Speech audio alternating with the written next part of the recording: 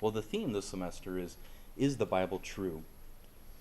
And I think one thing that I regret is not covering this topic sooner in the semester. So we're going to start tonight, and I'm going to try to clarify what we mean by the word true here. Okay? So really there's two things I want to cover tonight. I want to start maybe the first half of the lecture talking about what I mean when I use the word true in this context. And then the second thing we want to cover tonight is the doctrine of inspiration.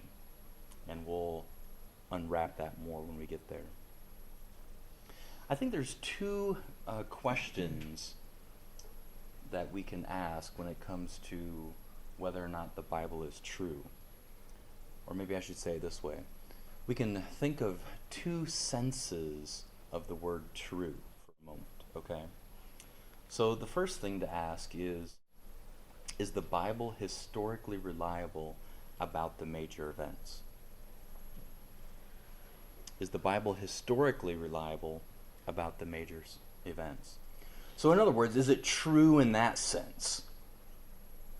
Is it true in the sense that it's a historically reliable collection of documents about the major events that it describes? You might say, well, what are the major events? In terms of Christianity, at least, this is what I would say would be the major events. That there was this man, this real person in history named Jesus, who claimed to be God. Him and his disciples claimed that they had messages from God.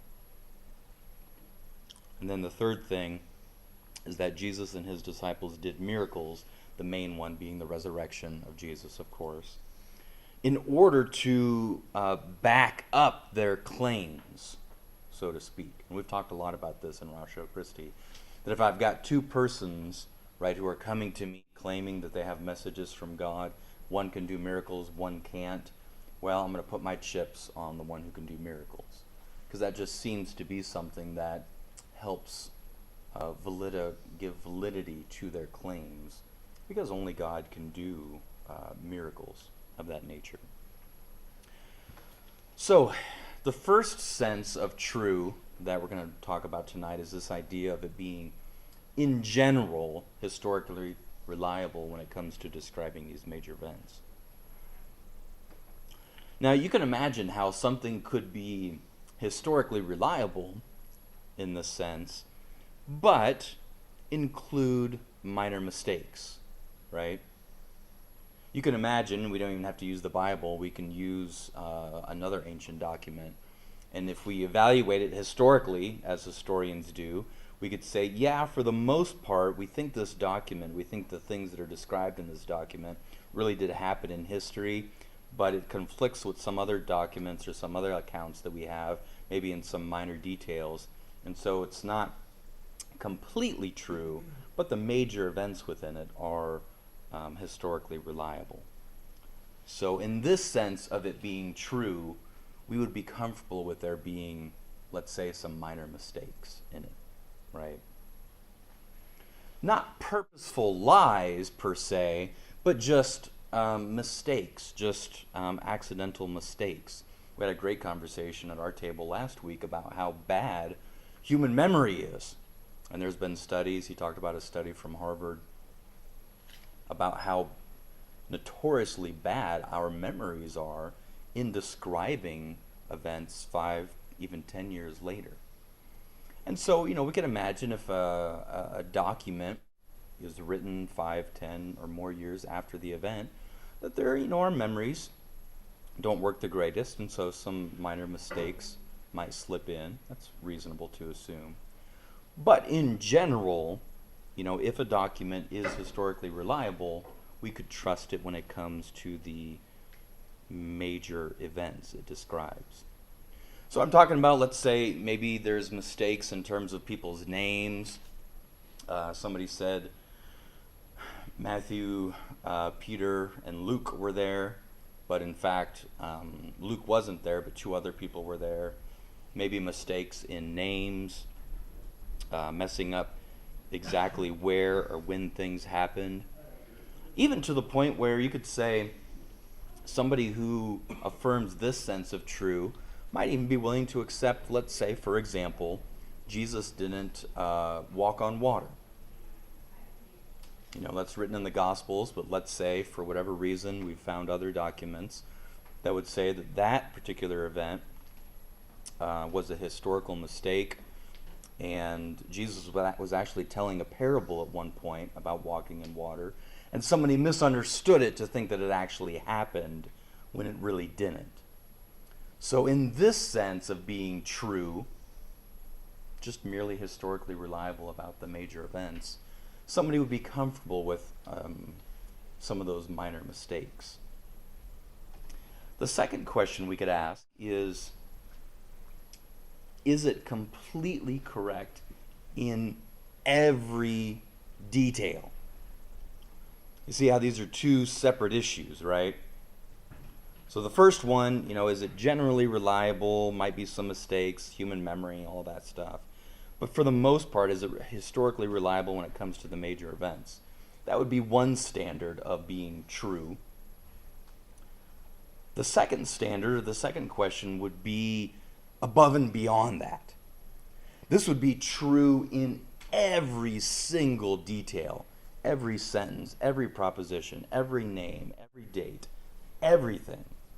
No mistakes whatsoever. There's a fancy word for this, if somebody would hold to this position. It's called inerrancy. Maybe you've heard of that before. If something is inerrant, that just simply means it has no errors. It's inerrant.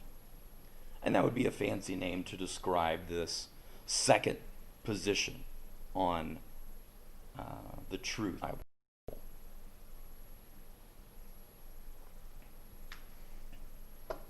So I'm going to give you examples, and we're going to continue talking through this.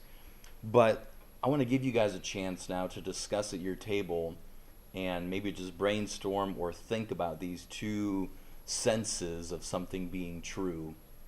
Make sure we're all on the same page, discuss it for a few minutes. And this might lead your discussion. When it comes to Christianity, which sense is more important?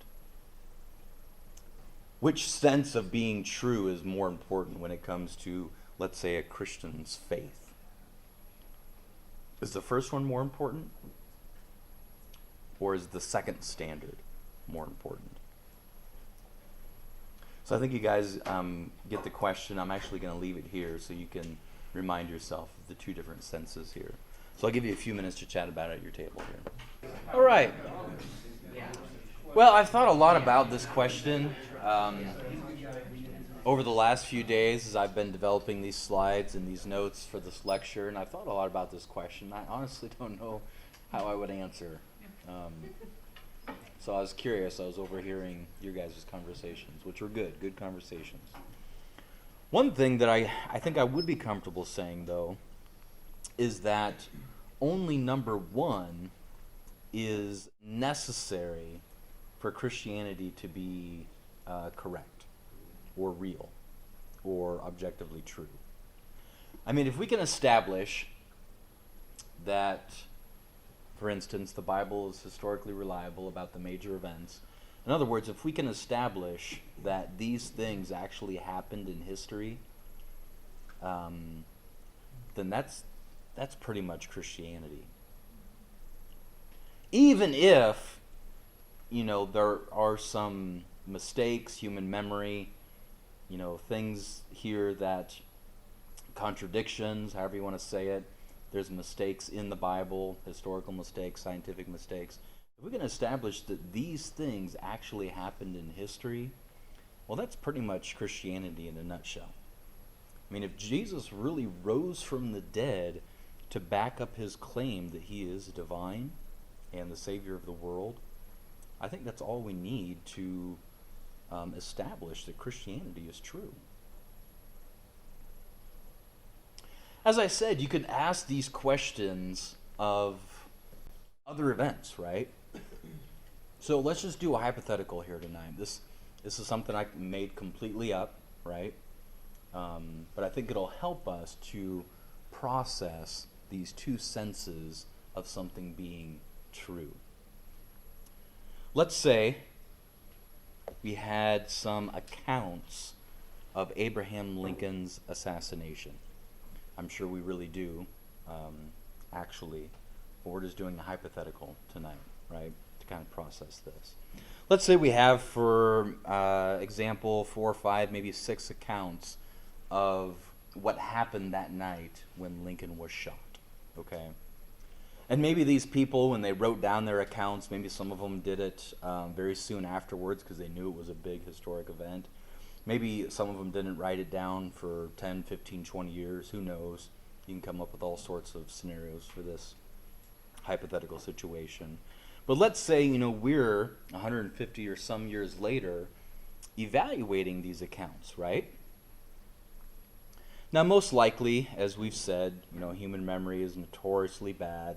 There's probably going to be mistakes in their respective accounts, right? They might say there were 3 bullet shots, and another one might say there was only 1 bullet shot, right? So they might be discrepancies. There might be real mistakes, not purposeful lies, but just mistakes. We all do that, right? It's just a part of being human, that our memory fails us. But if we took these 5, let's say 6 accounts, and we compared them, and we agreed that for the most part, they're historically reliable. These folks seem to have either been there or known people who were there at the event. And so for the most part, these accounts are historically reliable. One way to say it is that they would hold up in a court of law, right? If we were trying to, let's say, a cold case scenario and put John Wilkes Booth on trial, these accounts, even though there are mistakes in them, they would hold up in a court of law because they are generally historically reliable. Lincoln was shot, he was in a theater, and they all saw John Wilkes Booth do it, okay? So that would be one sense in which these hypothetical accounts would be historically accurate, though not perfect, okay? They have some minor mistakes, but they're historically reliable about the major events that happened that night.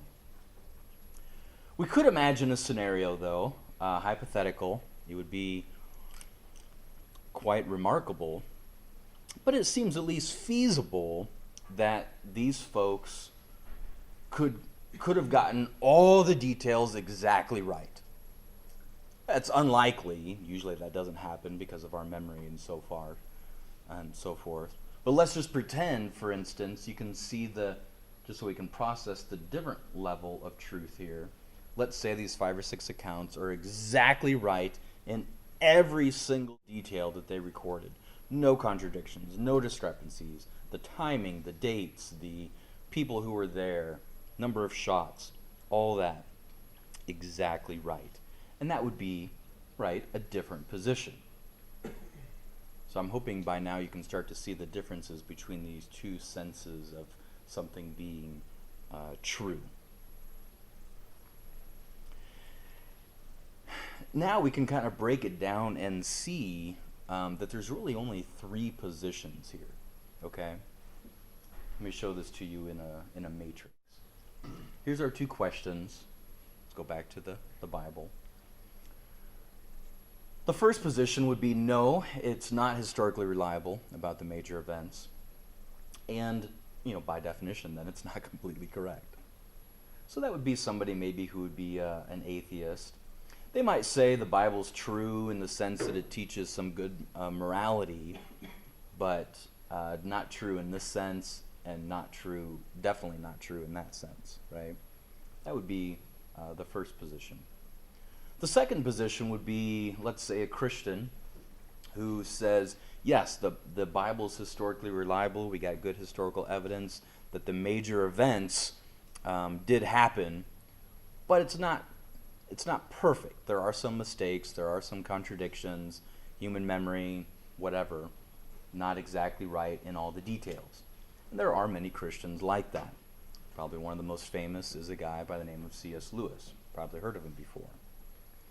C.S. Lewis is a guy, I love his work. I love his Mere Christianity. I really appreciate a lot of things that C.S. Lewis has done.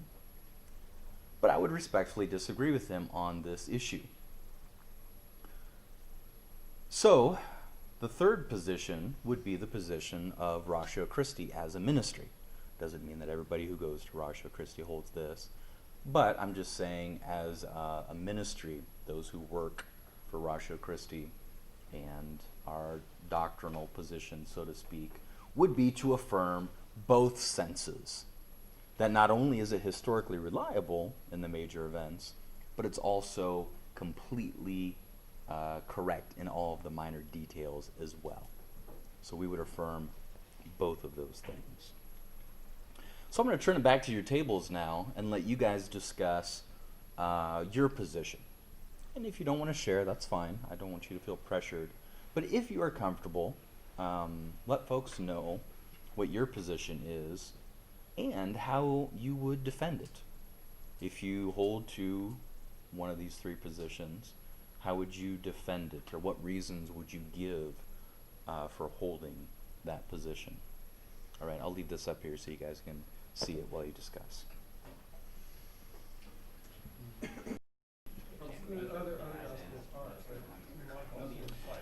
Now, the other thing that I would say about these two positions, right, or these two senses of something being true, is that they require different types of arguments.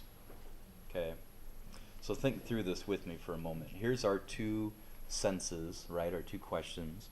First one, is it historically reliable in general? Not perfect, but major events historically reliable. Second one, higher standard, completely correct in every single detail. Well, these two answers, answering yes to these would require different types of arguments. The first one is more of a inductive argument, right? If you're going to affirm this, it's going to be more of a inductive approach. You're going to be looking empirically, like a historian or a scientist would, at the evidence, archaeological evidence, ancient document evidences, eyewitnesses, so on and so forth. It's a very inductive approach to verify if these major events really happened in history or not. If you're going to affirm number two, that it's completely correct in every single detail, though that depends on this, right? So number two depends on number one, and I'll make that more clear here in a minute. But to make this argument, it's going to be more of a deductive argument. Why is that? Well, for the simple reason is that there's a lot of things in the Bible that just can't be empirically verified. For example, Jesus and the prophets and apostles talked a lot about the spiritual world. How could we empirically verify that? Right? We don't have access, if you will, to the spiritual world through the historical method or scientific methods. So there's no way that those things could be empirically verified. And there's a lot of things, especially when you get back to the Old Testament, some things happened so long ago that it would be very difficult to verify through empirical means, right? So usually if somebody is going to make the case that it's completely correct, they're going to do so via a deductive argument, okay? And that's what we're going to do right now. I'm going to walk you through fairly quickly. It's a long argument, but it's not very complicated. So I'm going to walk you through this deductive argument for why I, and Ratio Christi in general, believes the Bible is completely correct in all the details.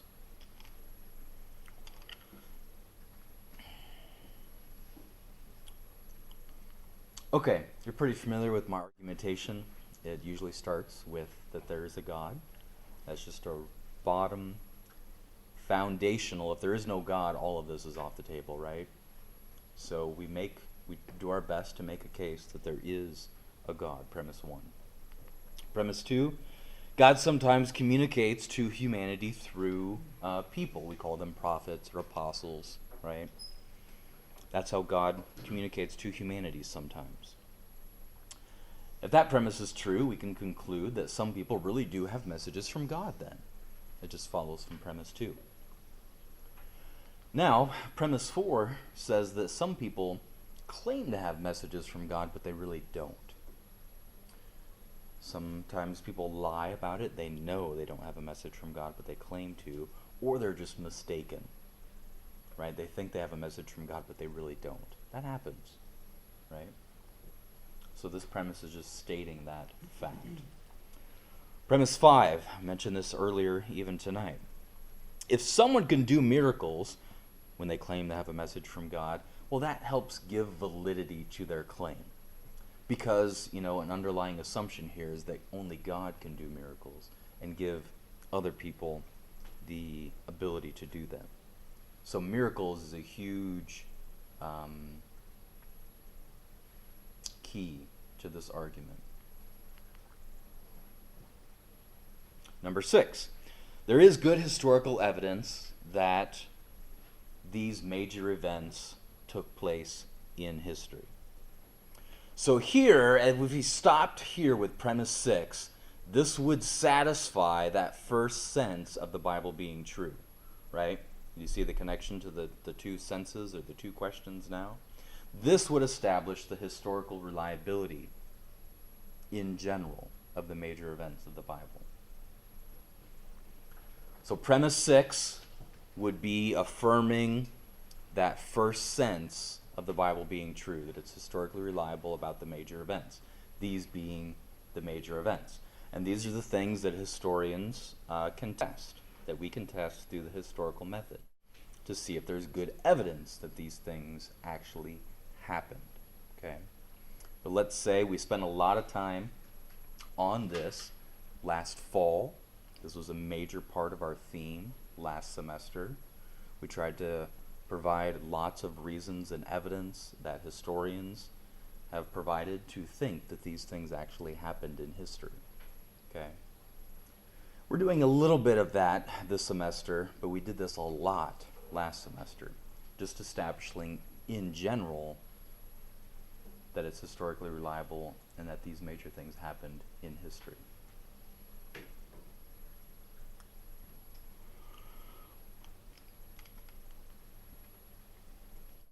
All right, premise number 7. There's also good historical evidence that Jesus and the apostles said that the books in the Old Testament and the New Testament were messages from God. Okay, and this is something we looked at a few weeks ago. We looked at all the things that Jesus said about the Old Testament and the New Testament. So there seems to be good historical evidence that they said these 66 books were messages from God. Therefore, just a conclusion from premise 7. Premise 8 says, therefore, the books in the Old Testament and New Testament are messages from God. Now here's another key premise, okay?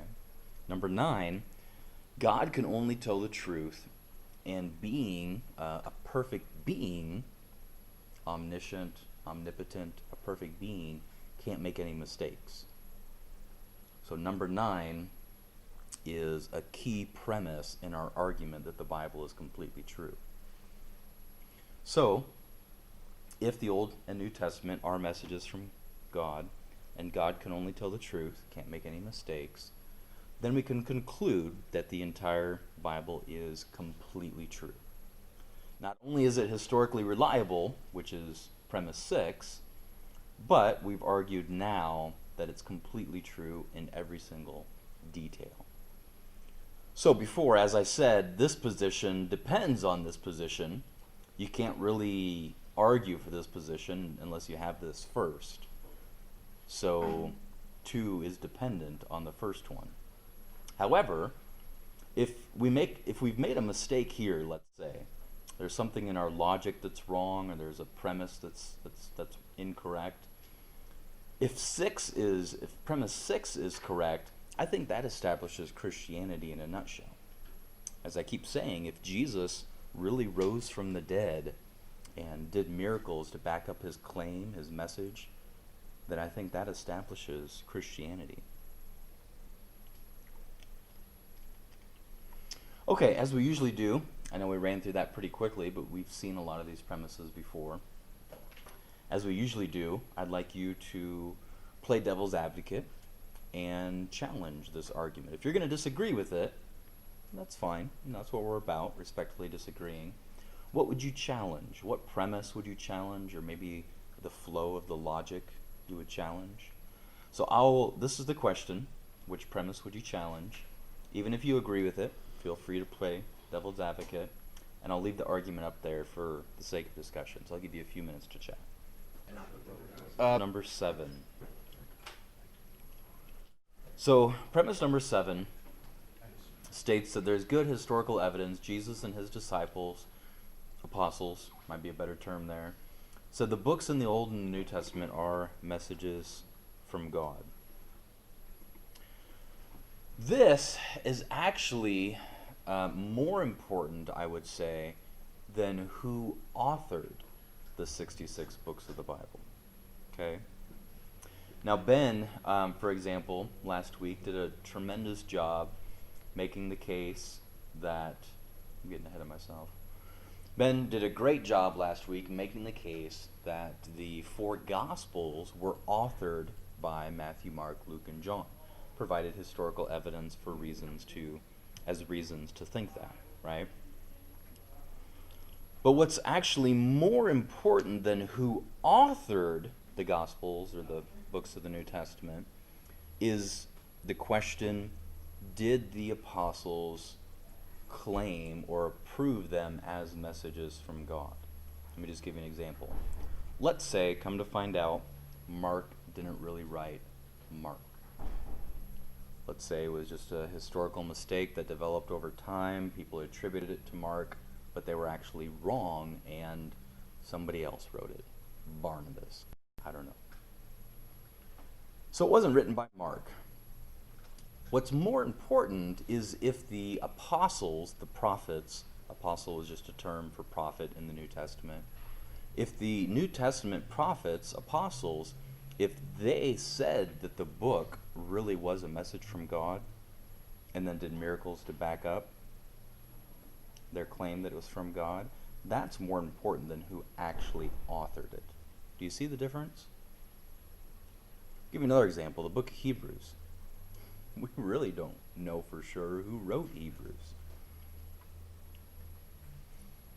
And for a long time, that really bothered me as a Christian. How could we consider something, to be from God if we didn't even know who wrote it? But what's more important than who wrote it, whether it was Paul or Peter or Luke or whoever, if there's good historical evidence that the apostles affirmed that it was a message from God, that's more important than who actually authored the book of Hebrews. I hope you can kind of see the difference I'm pulling out there. Okay, let's move on to this, and I was going to give you some more time to discuss, but you guys just had some time to discuss, and I'm going too slow, so we're going to skip this question. This is how I was going to start it out, though, with the doctrine of inspiration, is just having us discuss really this premise, right? Premise 8. How can the Bible be a collection of messages from God if they were written by human beings? It seems to provide some consternation, or some people would even say a contradiction. How could they be written from God, or how could they be messages from God if they were written by human beings? So the answer to this question basically is the idea of divine inspiration. And for the rest of the night, I want to talk about this idea of inspiration, what it means, how we understand it as Christians, and even if you disagree with it, or if you're not a Christian, at least you'll have a better understanding of why we hold to this particular theology or doctrine. Now, like all of our doctrines in theology, it's based on the Word of God, right? So I'm going to be using a lot of verses to explain what inspiration means and why we believe it. So there's a lot of assumptions behind here, a lot of assumptions that the Bible is true, the Bible is from God, all those things that we argue for as apologists in Ratio Christi. let's say we've done our job there and we've come to the conclusion that the Bible really is from God. Well, what does it say about this idea of inspiration?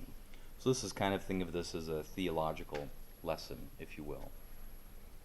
So, the term inspiration is used, I know this is English of course, but even in the original Greek, the corresponding word is there. Inspired, inspiring, inspiration is the root word, right? Inspire. So here's just a verse, a very well-known verse, that discusses this idea of inspiration. Now I will say it's different than how we often use the term, okay? So sometimes people will say, man, I grew up in the 80s and I watched Sylvester Stallone and all the Rocky movies, and that inspired me to become a boxer, right? We use the term that way.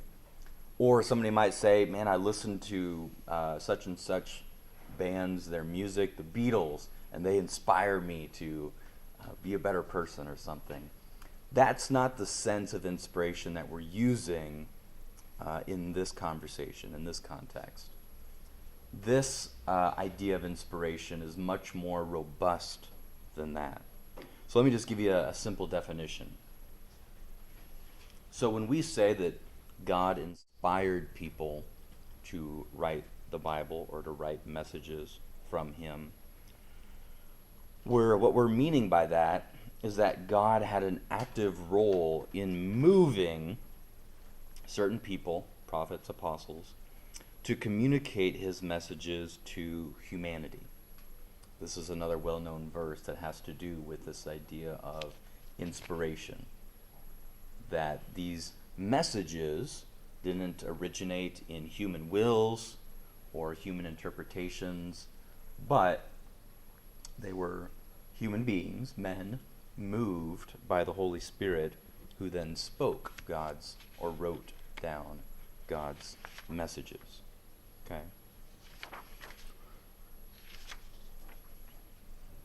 Now, God moves or inspires prophets to do this in several different ways. God isn't a robot, and He doesn't have to do the same thing in the same way all the time.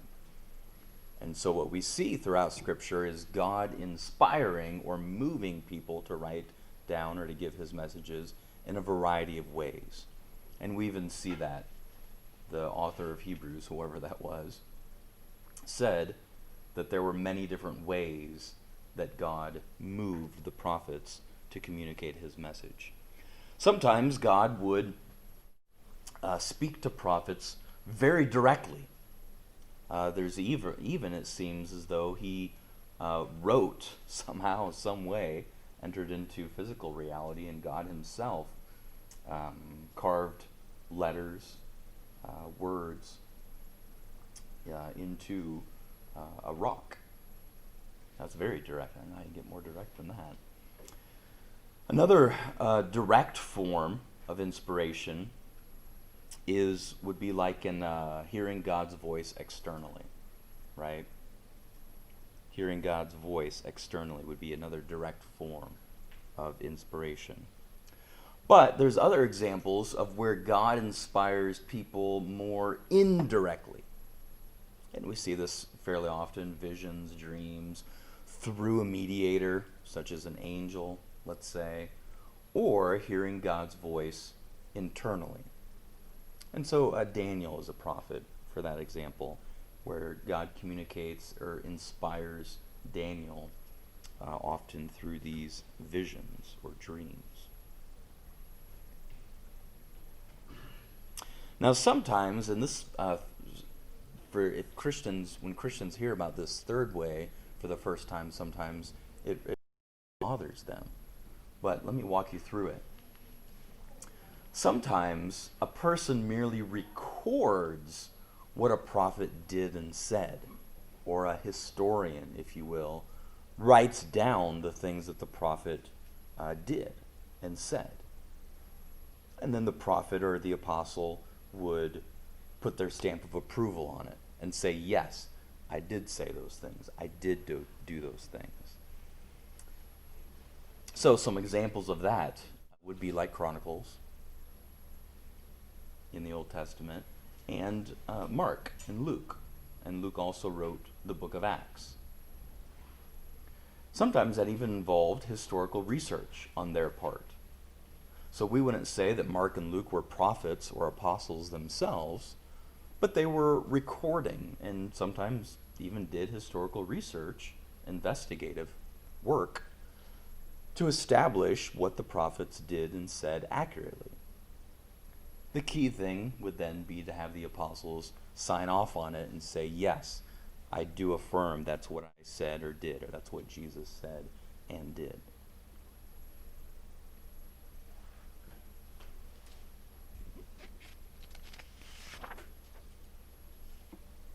Now, just a couple notes here as we wrap things up. Not everyone who God speaks to is a prophet, okay? A prophet, we would reserve that term for somebody who God speaks to in order to give them a message for others, okay? So the term prophet is going to be more specific. We would think that God speaks to more than just prophets, but somebody is a prophet if God speaks to them and gives them a message for others. That would be a better understanding or definition of a prophet or apostle. As I note here, the term apostle is often used in the New Testament to mean prophet. Okay?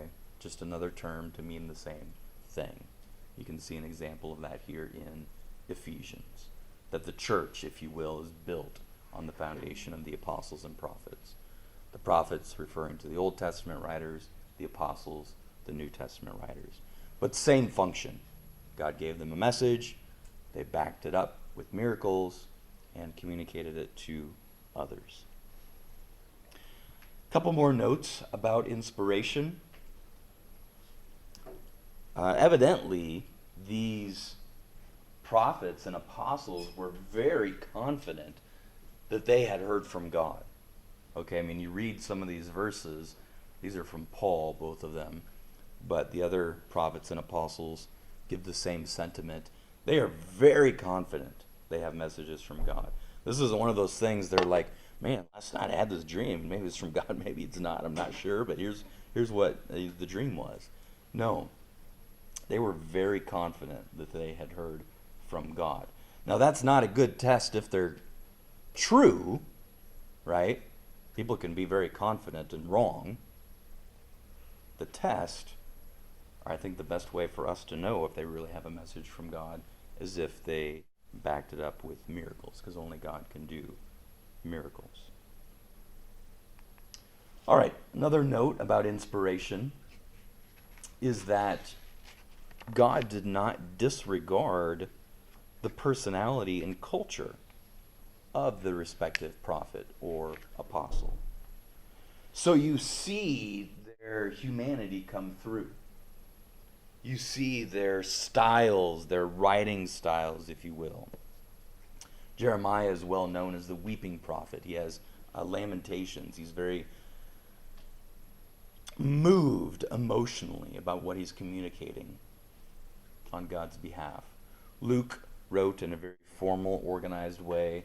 Paul, long, detailed arguments. I mean, the book of Romans, I love it because it's very philosophical in the way he builds his argumentation. David, as you know, was very musical. He was not only king of Israel, but also a prophet. Wrote a lot of the Psalms, a lot of music that God inspired him to write.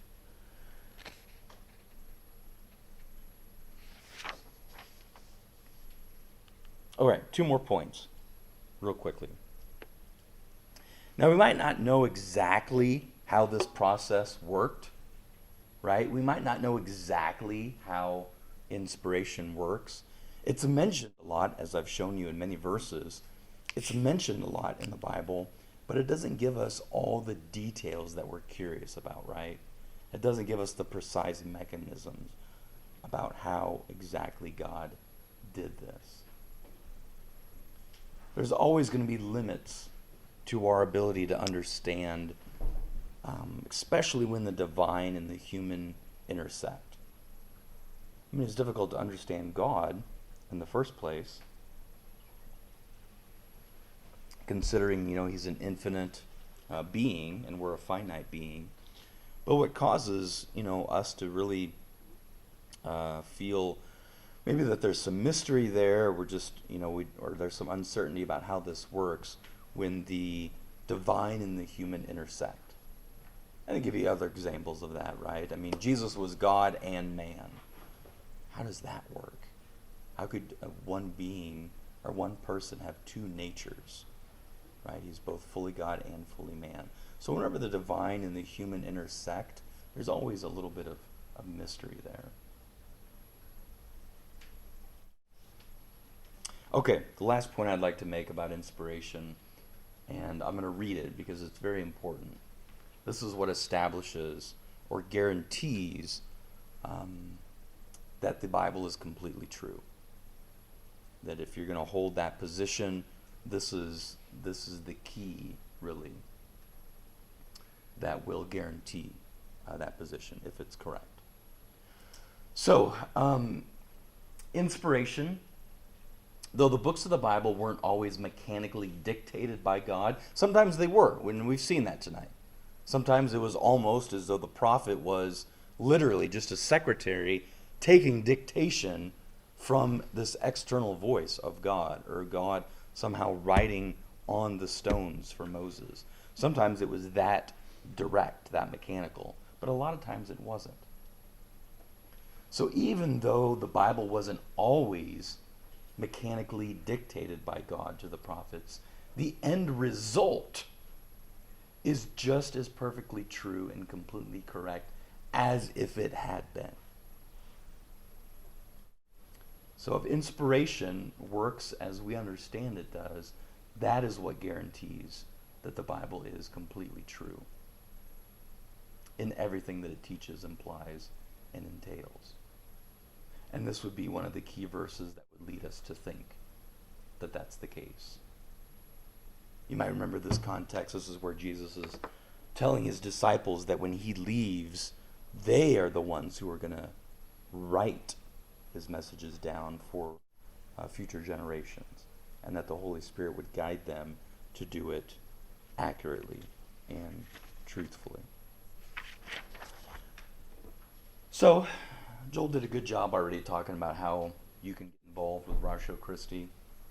We've got a lot of little postcards over there. Take a handful and be inviting people. Take some to your church, Bible studies you go in your classes here at UNL. Feel free to invite people as you run into them. So I'll leave you with this question. You guys can discuss at your table for a bit. What do you think of divine inspiration? Does it seem feasible? Reasonable, at least? It's not one of those things that can be empirically tested. It's a deductive theological argument that we come to this conclusion from the text, obviously. But just on the surface, does it seem like a reasonable doctrine? Does it seem like if there is a God, that he could do such a thing? That is, communicate his messages to humanity through prophets, and do so such that they were completely and accurately true. So that's it for tonight. Thank you guys for bearing with my voice, and feel free to stay around as long as possible, as long as you would like, and discuss this last question.